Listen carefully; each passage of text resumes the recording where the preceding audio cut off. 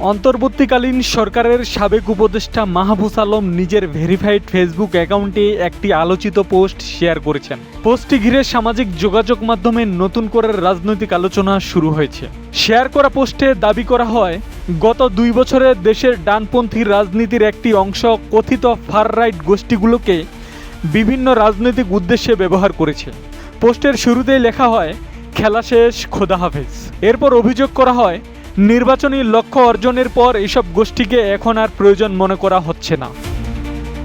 পোস্টে আরও বলা হয়, মব সহিংসতা, মাজার, পত্রিকা অফিস ও সাংস্কৃতিক প্রতিষ্ঠানে হামলার মতো ঘটনাগুলোতে কথিত ফার রাইট উপাদানগুলোকে ব্যবহার করা হয়েছে।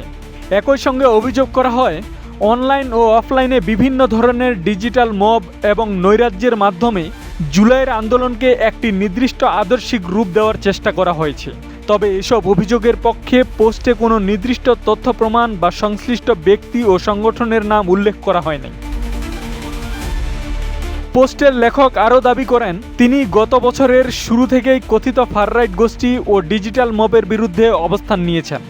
এ কারণে তাকে নানা ধরনের সমালোচনা ও চাপের মুখেও পড়তে হয়েছে বলে উল্লেখ করা হয়।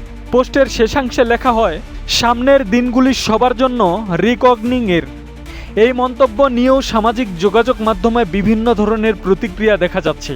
কেউ এটিকে বর্তমান রাজনৈতিক বাস্তবতার কঠোর সমালোচনা হিসেবে দেখছেন, আবার কেউ পোস্টে উত্থাপিত অভিযোগের সত্যতা নিয়ে প্রশ্ন তুলেছেন। আব্দুস সালাম, প্রজন্ম 24।